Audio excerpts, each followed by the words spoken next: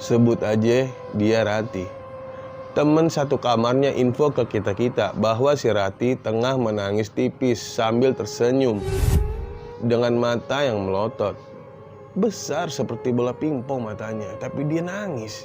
Ada yang tertawa seperti kuntilanak. Ada yang seperti macan mengaum. Gitu. Ada juga yang bertingkah menyisir rambutnya sendiri dengan mata yang sangat seram melototin kami-kami. Waduh gila, merinding sumpah.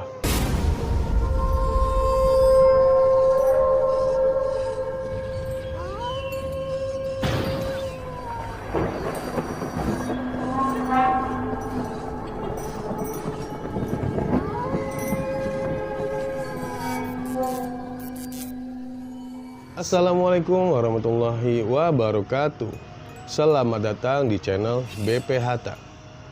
Pada video kali ini, gua akan membahas seputaran kisah mistis yang gua beri nama Segmen Misteri.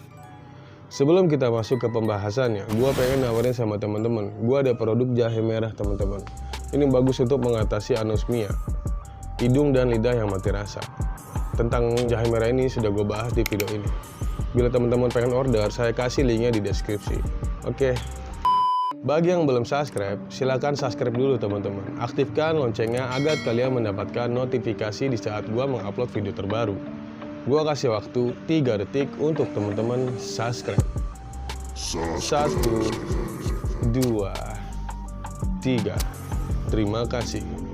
Kita masuk ke pembahasannya. Villa Angker.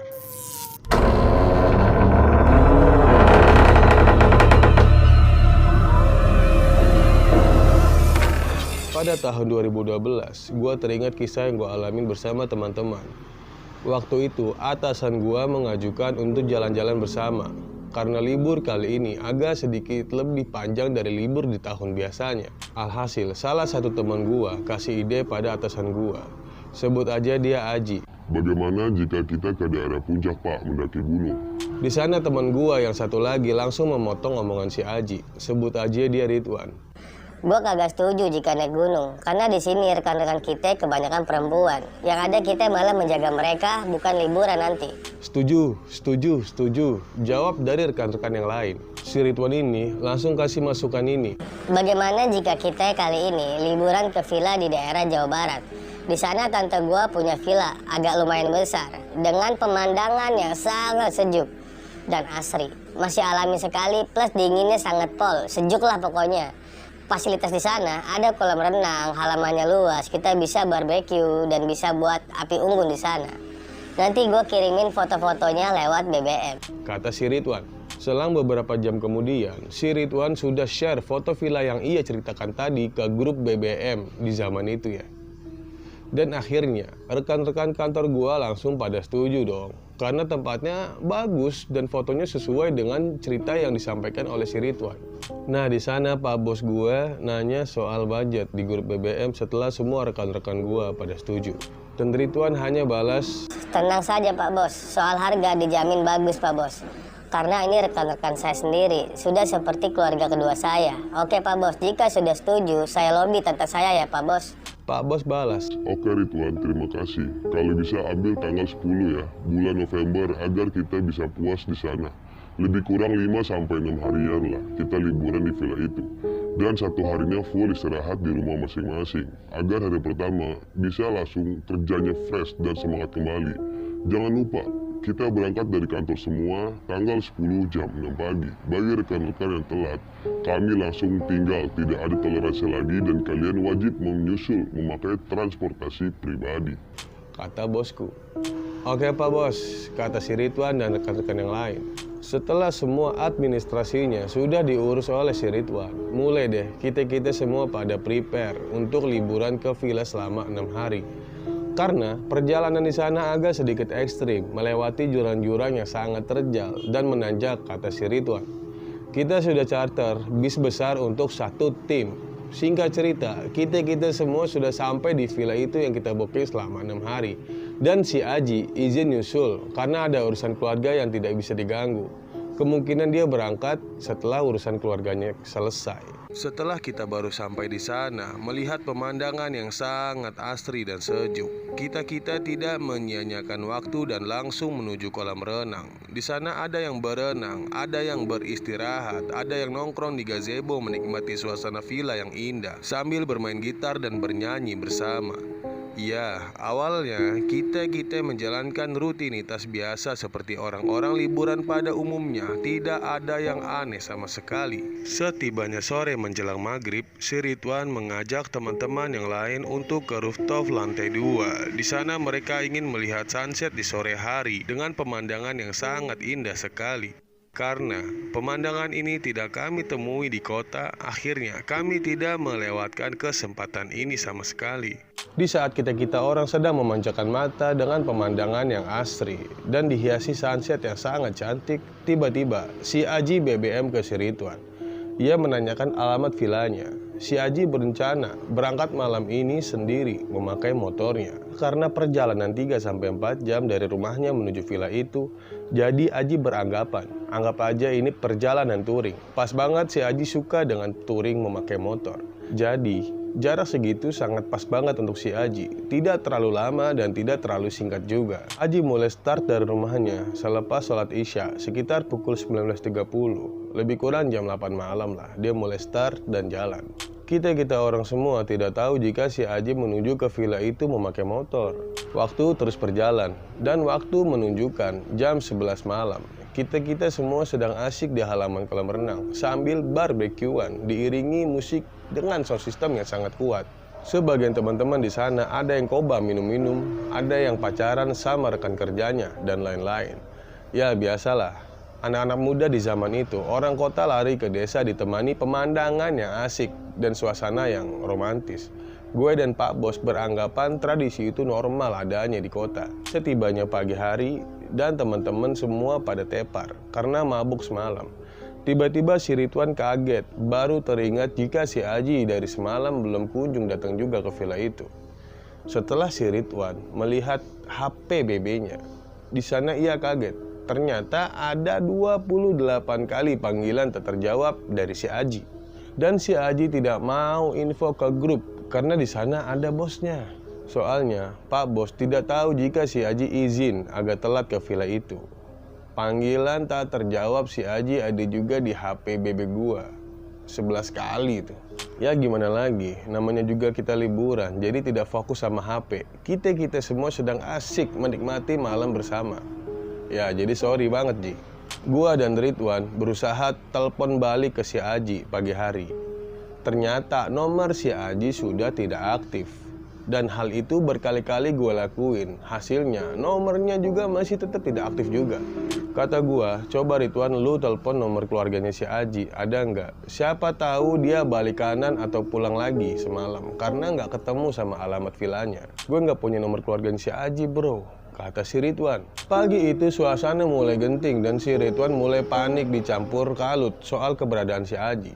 Karena yang dilakukan si Aji di luar jangkauan Pak Bos. Akhirnya gue bagi tugas sama si Ridwan agar Ridwan mencari tahu keberadaan si Aji lewat FB atau mencari keluarganya si Aji yang melalui pertemanan FB milik si Aji. Dan gue berusaha mencairkan suasana bersama rekan-rekan yang lain agar Pak Bos tidak menanyakan keberadaan si Aji nih. Setelah sore tiba, pukul 17.30 atau jam setengah 6-an lah kurang lebih sore, ada satu keganjilan yang dialami oleh rekan gua. Sebut aja dia Iqbal. Dia berusaha menelusuri tiap-tiap ruangan di villa itu agar menemukan suasana atau tempat yang baru. Berhubung villa itu besar banget dan belum semua kamar sempat kita singgahi. Tiba-tiba si Iqbal memasuki ruangan yang berada di bawah tanah bersama rekannya si Abel, berduaan aja. Di sana ada pemandangan yang sangat mengejutkan mereka berdua, bahwa mereka berdua, si Iqbal dan si Abel, dikejutkan dengan menemukan si Aji yang telah terkapar di kamar kosong yang sudah lama tidak dijamah oleh manusia sambil diselimuti kain warna putih. Woi, ini gila, jujur.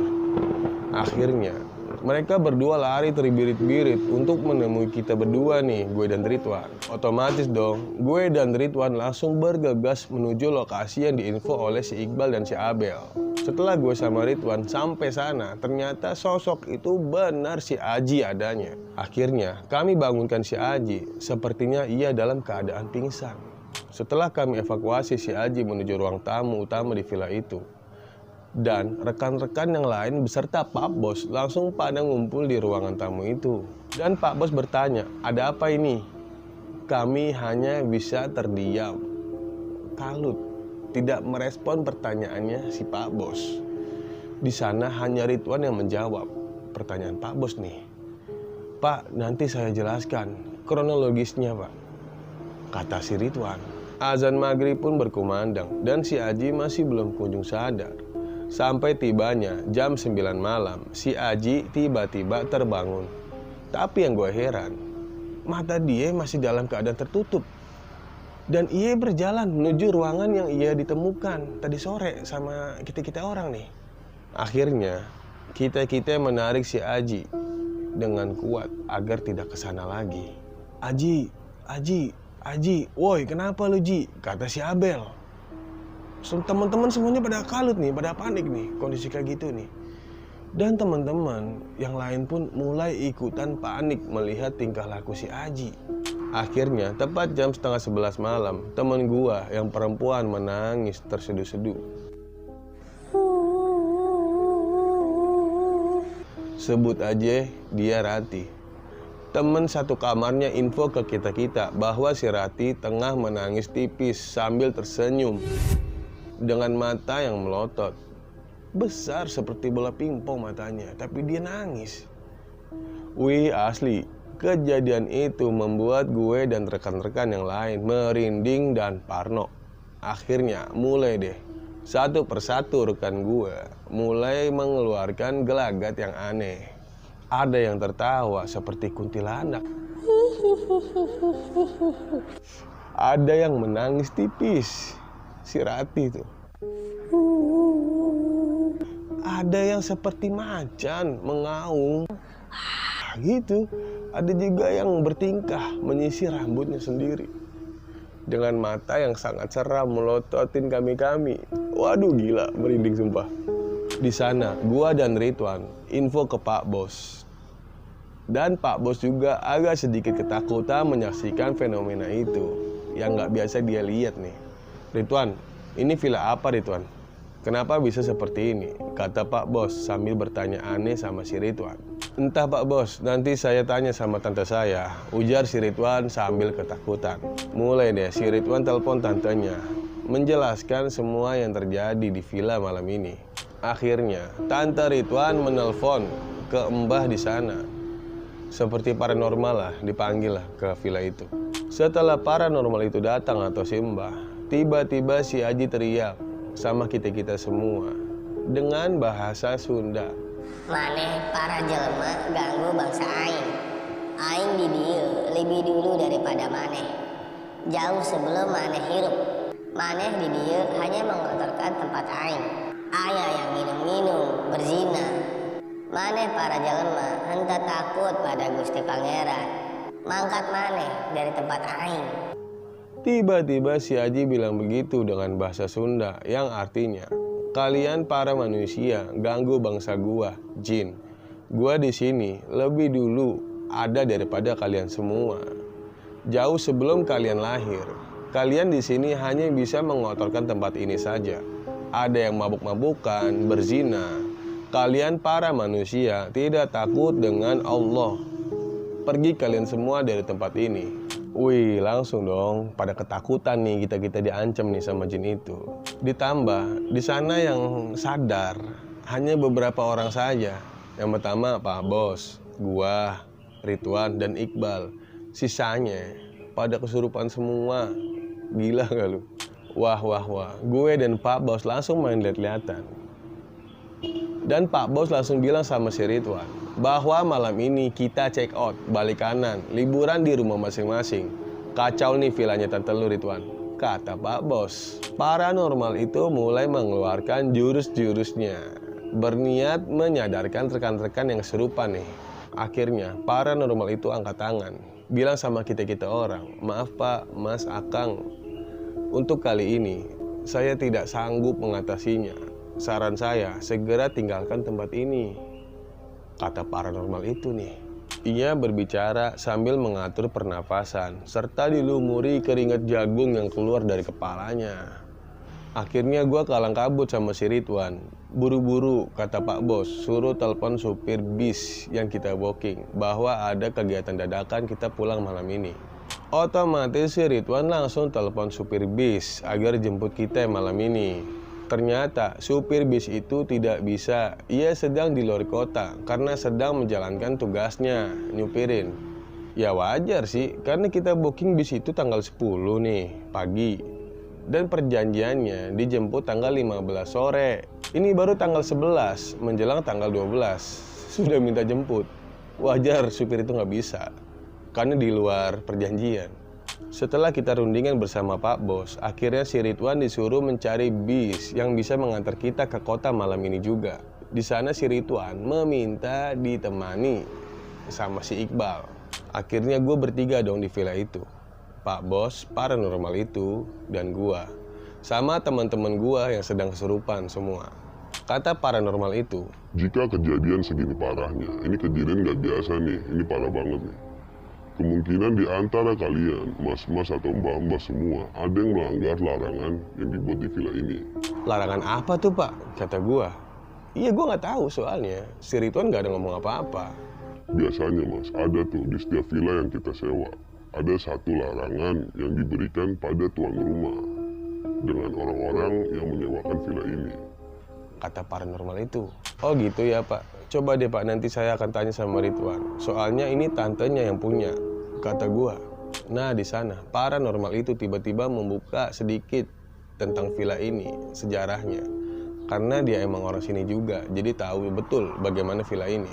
Paranormal itu bilang, "Dulu sebelum Tante Ridwan menyewakan villa ini, sebenarnya Tante Ridwan ingin menempati villa ini sebagai rumah utamanya untuk mengisi masa tuanya bersama keluarga.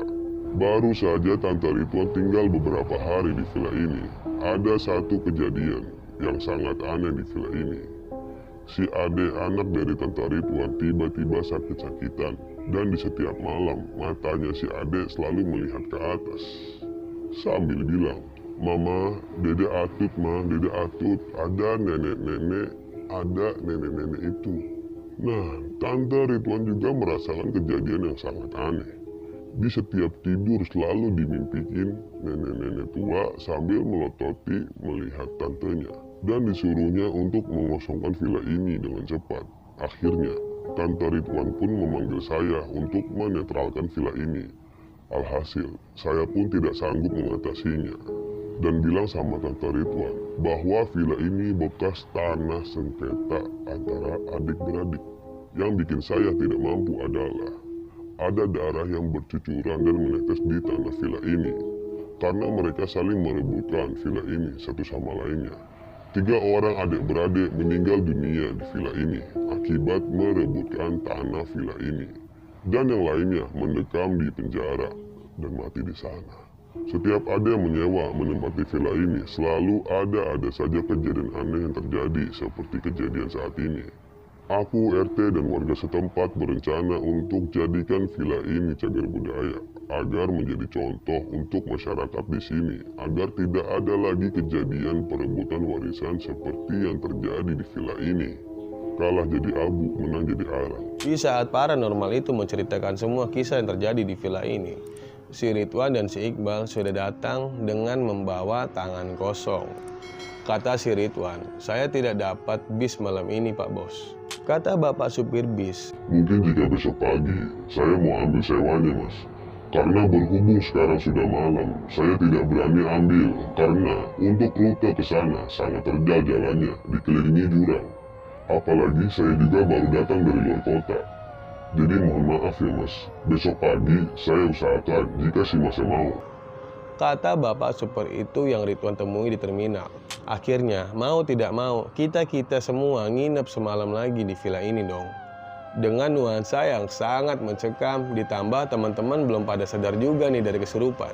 Pak Bos bilang sama paranormal itu, "Pak, tolong Pak, untuk malam ini agar Bapak temani kami di sini. Sampai besok pagi kami dijemput oleh bis, Pak." Dengan melas loh Pak Bos ngomong kayak gitu.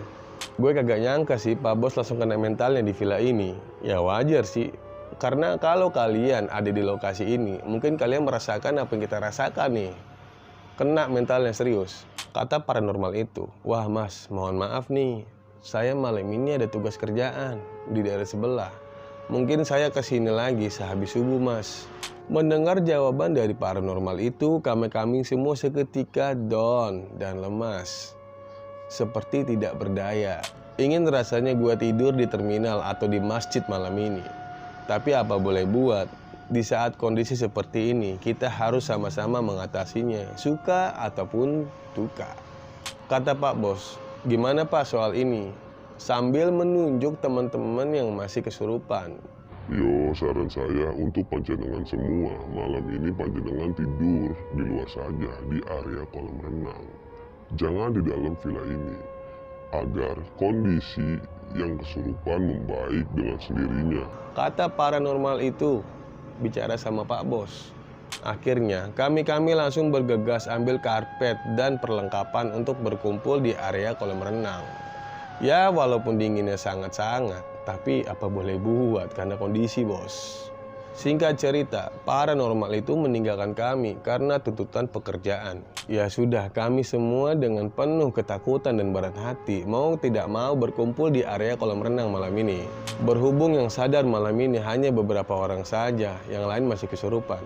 Tiba-tiba si Aji bangun dari tempat duduknya di area kolam renang dan ingin masuk ke dalam villa itu dengan kondisi yang masih kesurupan. Sadis sih gitu.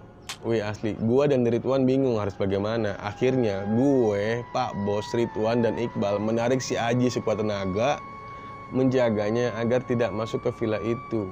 Dan alhamdulillah, akhirnya cara kami berhasil untuk menjaga si Aji.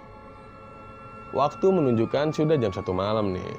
Mulai deh, Pak Bos dan Ridwan pada molor. Tinggal gue dan Iqbal berdua nih yang masih terjaga. Teman-teman yang lain masih dalam pengaruh kesurupan, ada yang pingsan juga, dan ada juga yang masih menyisir rambutnya.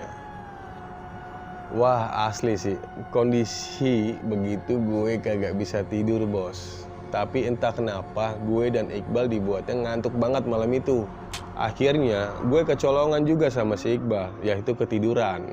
Pada pukul 3 pagi, si Ridwan bangun karena ingin pipis. Dan dia dikejutkan bahwa si Aji sudah tidak ada lagi di sana. Akhirnya Ridwan membangunkan kami semua nih sambil bilang, si Aji katanya. "Gak ada woi, bangun woi, si Aji gak ada woi," katanya. Gue, Pak Bos, dan Iqbal langsung terbangun dan bangkit dari tidur karena suaranya si Ridwan yang begitu panik dan ngagetin banget suara dia. "Kenapa lu Wan?" kata gue. Si Aji bro, si Aji gak ada," kata si Ridwan. Bener loh, si Aji kagak ada di sana. Akhirnya gue bersepakat untuk mencari si Aji ke dalam villa itu bersama-sama. Tim gue pecah jadi 2. Satu tim gue dan Ridwan cari si Aji ke dalam villa itu, karena yang tahu rute villa itu ya si Ridwan. Tim yang lain, Pak Bos dan Iqbal, jaga teman-teman di area kolam renang agar tidak terjadi lagi nih kejadian seperti si Aji yang tiba-tiba menghilang. Kata Pak Bos, "Bagaimana jika kita tunggu Bapak itu datang ke sini?" Paranormal maksudnya. "Baru kita sama-sama cari si Aji, karena resiko sekali jika kita yang mencarinya malam-malam begini," kata Pak Bos. Kata gua gini, "Maaf nih Pak Bos, si Aji sudah seperti keluarga saya dan Ridwan. Saya tidak mau jika hal-hal yang tidak diinginkan terjadi oleh si Aji karena menunggu Bapak itu." Intinya Pak Bos dan Iqbal tahu saya dan Ridwan masuk ke dalam cari si Aji. Jika saya sampai subuh tidak keluar juga, itu tandanya saya dan Ridwan dalam keadaan tidak baik. Tolong cari saya. Tuh si Iqbal tahu tempatnya karena dia dan si Abel orang pertama yang membuka ruangan itu. sampai liburan kita kacau begini. Tapi karena Abel dan Iqbal lah kita bisa menemukan si Aji. Pak Bos langsung aneh setelah mendengar gue ngomong, apa maksudnya si Budi nih? Gue langsung motong. Oke Pak Bos dan Iqbal, bismillah. Yuk Ridwan, kata gue dengan hati yang sangat debar-debar. Kita jalan. Selangkah demi selangkah, gue dan Ridwan mulai meninggalkan area kolam renang itu. Setelah gue baru masuk ke area villa itu, gue dan Ridwan sangat kaget dan dikejutkan dengan satu pemandangan yang sangat aneh banget di sana. Gua dan Ridwan melihat si Aji sedang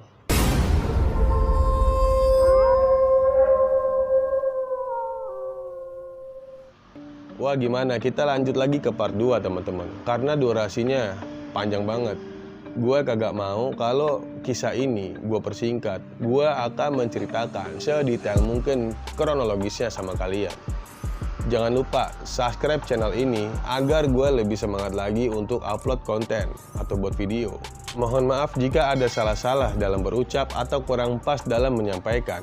Saya BP Hatta, izin pamit undur diri dulu. Wassalamualaikum warahmatullahi wabarakatuh. Sampai ketemu di video selanjutnya. Bismillah.